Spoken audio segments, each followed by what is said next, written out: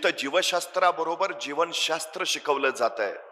इथं चित्रकलेबरोबर चरित्र कला शिकवली जाते. मला काय वाटतं ते सगळ्यात आणि सगळ्यात महत्वाचं आहे. ध्येय ठरवा, काय करायचं आहे आणि झोकून द्या स्वतःला. तुम्ही कोण आहात काही फरक पडत नाही. विश्वास हवा आपल्यावर. यस आय कॅन, मी करेनच. संकट, अडचणी, अडथळे यायलाच हव्यात. या जगात असा कुणी नाही ज्याला संघर्षाशिवाय काही मिळालंय. तुम्ही कसे आहात, गरीब की श्रीमंत, याच्यावर तुमचं यश ठरत नाही. एकाग्र मन काहीही विसरू शकत नाही.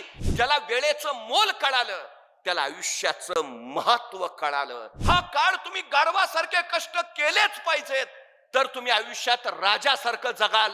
प्रत्येक क्षण आपल्या ध्येयासाठी खर्च केला पाहिजे. प्रत्येक क्षण. ज्याला घडायचं आहे त्यांनी काही शिस्त पाळायलाच हवी. तुमचे कष्ट हीच तुमची यशाची सर्वोत्तम पायरी आहे. तुम्ही कष्ट किती करताय त्याच्यावर ठरतं तुम्हाला यश किती मिळेल. एके दिवशी मी माझ्या महाविद्यालयात गेलो आणि पक्या नावाचा माझा एक मित्र मला भेटला. म्हटलं तुला कळलं का? म्हटलं काय? म्हटलं कॉलेजमध्ये आज माझा सत्कार आहे. मला काही कळेना. माझ्या बरोबर एका बेंचवर बसणारा पक्या अचानक सत्काराच्या पात्रतेचा कस काय झाला. मी त्याला विचारलं तुझा सत्कार काय? तो म्हटला मी शास्त्रज्ञ झालो म्हणून माझा सत्कार आहे. मला पुन्हा काही कळेना. SY मध्ये शिकणारा पक्या अचानक शास्त्रज्ञ कसा झाला. मी त्याला विचारलं की तू शोध कुठला लावला? तसा पक्या म्हटला मी शास्त्रज्ञ आहे हा शोध मी लावला. पण आता महाविद्यालयात सत्काराची तयारी चालू होती. विश्वास ठेवणं भाग होतं. मी त्याला खोदून विचारलं बाबर तू कुठला शोध लावला, तू शास्त्रज्ञ कसा झाला? त्यावर पक्या मला म्हटला माझं नाव काय? म्हटलं पक्या. पक्याचं उलट काय? म्हटलं कॅप. कॅप इंग्रजी शब्द आहे, त्याला मराठीत काय म्हणतात? म्हटलं टोपी. टोपीचं उलट काय? म्हटलं पिटो. पिटो हिंदी शब्द आहे, त्याला मराठीत काय म्हणतात? म्हटलं मारा. माराचं उलट काय? म्हटलं रामा. रामा म्हणजे श्रीराम. ते कोण आहेत? म्हटलं देव आहेत. देवचं उलट काय? म्हटलं वदे. वदे संस्कृत शब्द आहे, त्याला मराठीत काय म्हणतात? म्हटलं बोले. बोलेचं उलट काय? म्हटलं लेबो. तर लेबो हे शास्त्रज्ञाचं नाव आहे आणि ते माझ्या नावापासून सुरू झालंय म्हणून मी शास्त्रज्ञ आहे.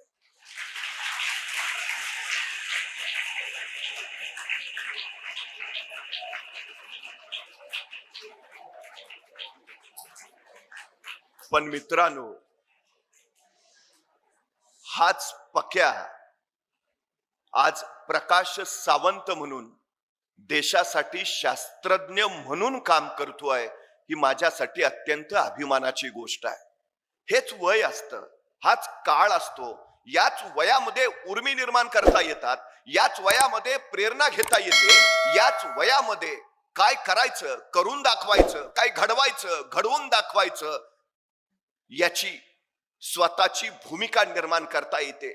ओल्या मातीच्या गोळ्याला हवा तसा आकार जसा देता येतो तसा संस्कारक्षम वयातच उभ्या आयुष्याचा आकार घडवता येतो. ही सगळ्यात महत्वाची गोष्ट आहे. एक गोष्ट आपण कायम लक्षात घेतली पाहिजे. या जगामध्ये दुसरा कुणीही तुम्हाला मर्यादा घालू शकत नाही. या जगात दुसरा कुणी तुमच्यावर बंधनं लादू शकत नाही. या जगात दुसरा कुणी तुमचा पराभव करू शकत नाही. या जगात तुमच्यावर मर्यादा फक्त तुम्हीच घालू शकता. तुमच्यावर बंधन फक्त तुम्हीच घालू शकता आणि तुमचा पराभव फक्त तुम्हीच करू शकता. ही सगळ्यात मोठी पराभव पहिल्यांदा रणात होत नाही, पराभव पहिल्यांदा मनात होतो. जी माणसं मनानं पराभूत असतात ती रणात जिंकूच शकत नाहीत आणि जी माणसं मनानं जिंकलेली असतात ती रणात पराभूतच होत नाहीत. ही सगळ्यात महत्वाची वस्तुस्थिती आहे. तुमचं मन जे विचार करतं तेच घडतं. तुम्ही मनातनं जे ठरवता तेच निर्माण होतं. या जगातली कुठलीही गोष्ट तुमच्यावर परिणामच करू शकत नाही. तुमच्या मनातला विचारच तुमच्या मनावर परिणाम करतो. ही सगळ्यात मोठी वस्तुस्थिती आहे. त्यामुळे सगळ्यात मोठी गोष्ट स्वतःला घडवायचं असेल तर आधी स्वतःच्या मनाला घडवलं पाहिजे. हे सगळ्यात गरजेचं आहे. खरं तर तुम्ही टाळ्या नाही वाजवल्या तरी चालेल, अजिबात वाजवू नका.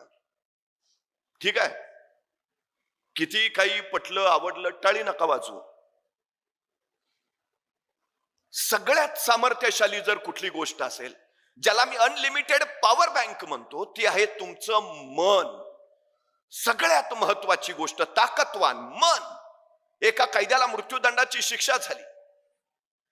आता मृत्यूदंड देणं म्हणजे त्याला फासावर चढवणं. पण काही शास्त्रज्ञांना प्रयोग करायचे होते. त्यांनी न्यायमूर्तींना विनंती केली की या कैद्याला फासावर चढवून मृत्यूदंड देण्यापेक्षा याला विषारी सर्पाचा दंश देऊन आपण मृत्यूदंड देऊया.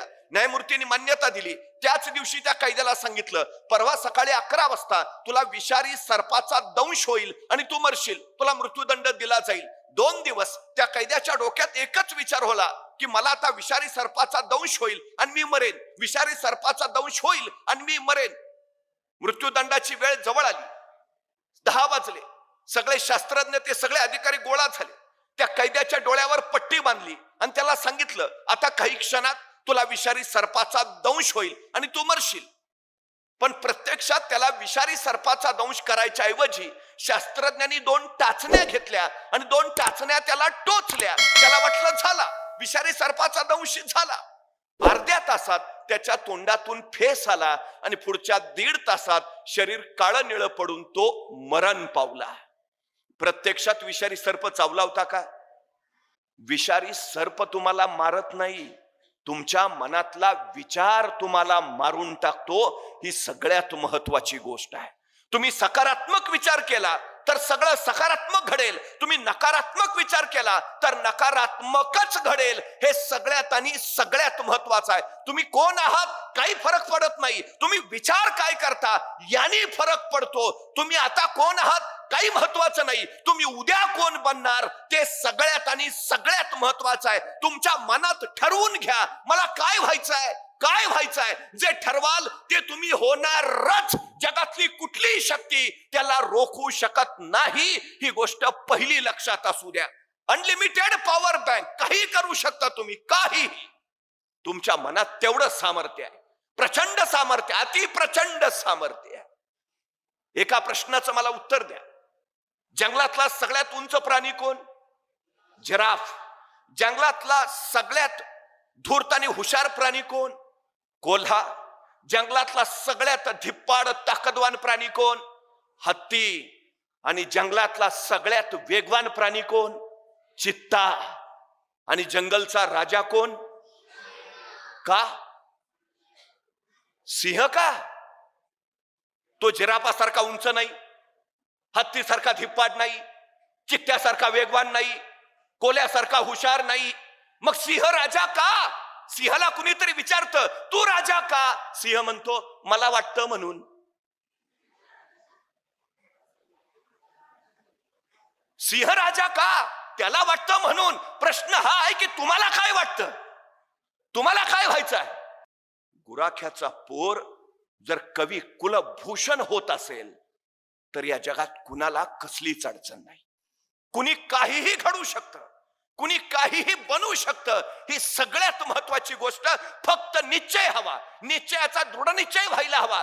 दृढ निश्चय तुम्हाला झपाटले पण देतो, झपाटले पण तुम्हाला समर्पण करायला भाग पाडतं आणि समर्पण तुम्हाला यश देतं. ही सगळ्यात महत्वाची गोष्ट आहे. ध्येय ठरवा, काय करायचं आहे आणि झोकून द्या स्वतःला. तुम्ही कोण आहात काही फरक पडत नाही, अजिबात पडत नाही.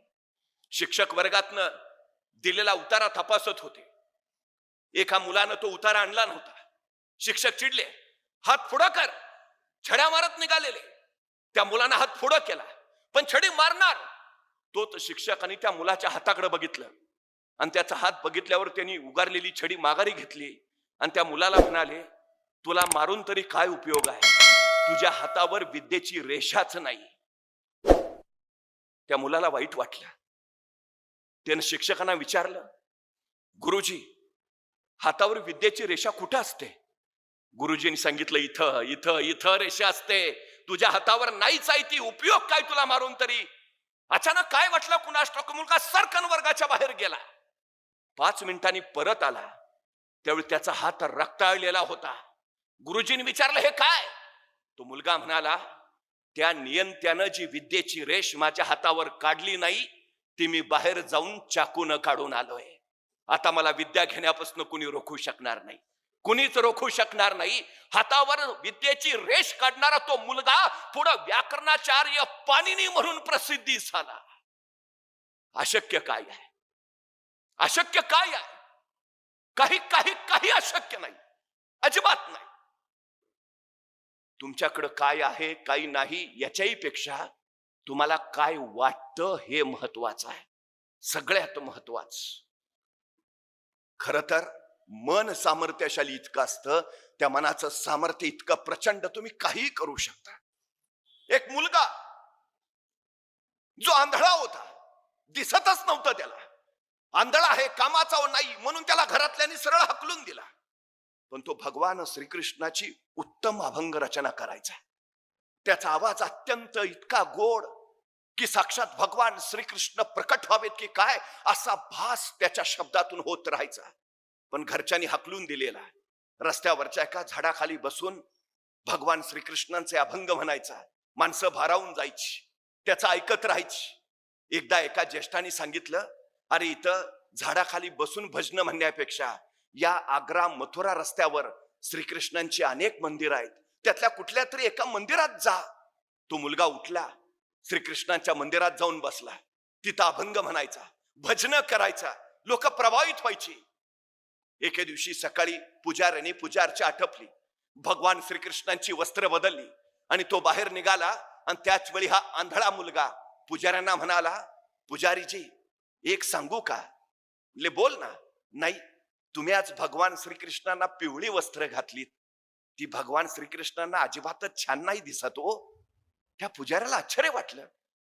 अरे तुला डोळे नाहीयेत, तुला दिसत नाही, तुला कसं कळलं मी भगवान श्रीकृष्णांना पिवळी वस्त्र घातलीत? तो मुलगा म्हटला, कळतं हो मला. दुसऱ्या दिवशी पुजारीनी भगवान श्रीकृष्णांना हिरवी वस्त्र चढवली आणि पुजारी निघाले. तसा तो आंधळा मुलगा म्हणाला, पुजारीजी भगवान श्रीकृष्णांना हिरवी वस्त्र छान दिसतायत. त्या पुजाऱ्याला आश्चर्य वाटलं, रे तुला दिसतंय कसं? दिसतं हो. तिसऱ्या दिवशी पुजाऱ्याने वस्त्र न घालता भगवान श्रीकृष्णाला झाडांची पानच वस्त्र म्हणून बांधली आणि तो पुढे निघाला. तसा हा आंधळा मुलगा म्हणाला, पुजारीजी भगवान श्रीकृष्ण पण गरीब झाले वाटतं, झाडाची पानं बांधून राहायला लागलेत. आता मात्र पुजाऱ्याला काही कळेना. अरे तुला डोळे नाही, दृष्टी नाही, तू आंधळा आहे, तुला कळताय कसं? आणि तो आंधळा मुलगा म्हणाला, तन की आंखें नहीं है तो क्या, मन की आंखें तो है. दृष्टीहीन असणाऱ्या त्या मुलानं भगवान श्रीकृष्णांना साक्षात बघितलं, त्यांचं वर्णन त्यांनी केलं. तो आंधळा मुलगा संत सूरदास म्हणून पुढे प्रसिद्धीस आला. आम्ही 10वीत असताना टीव्हीवर रामायण मालिका लागायची. ते पहिलं गाणं सुरू झालं की रस्त्यावरची सगळी माणसं पटापटापटा टीव्ही पुढे जाऊन बसायची. ते अत्यंत लोकप्रिय शीर्षक गीत संगीतबद्ध कुणी केलं होतं माहितीये? रवींद्र जैन. दोन्ही डोळ्यांनी आंधळे होते. बिथोवेन नावाचा जागतिक कीर्तीचा संगीतकार, ज्याचं संगीत आजही जगाला वेड करतं, तो बिथोवेन दोन्ही कानांनी बहिरा होता. त्याला काहीही ऐकू येत नव्हतं, काहीच. ज्याला स्वतःला ऐकू येत नाही तो बिथोवेन इतरांचे कान तृप्त करणारा संगीतकार झाला. काय विलक्षण असेल. एक खेळाडू तरुण मुलगी रेल्वेने निघालीये. अचानक काही गुंडांची तिच्यावर नजर पडते. तिच्या गळ्यातल्या सोन्याच्या चैनकडे त्यांचं लक्ष जातं. ती हिसकावण्यासाठी ते धडपड करतात. ती तरुण मुलगी खेळाडू त्या गुंडांचा प्रतिकार करते. चिडलेले गुंड तिला सरळ रेल्वेतनं ढकलतात. ती समोरच्या रुळावर पडते. भरधाव वेगानं दुसरी रेल्वे येते. तिच्या पायावरनं सरकन जाते. तिचा पाय काढावा लागतो. खेळाडू असलेली तरुणी आता मैदानावर उतरू शकणार नसते.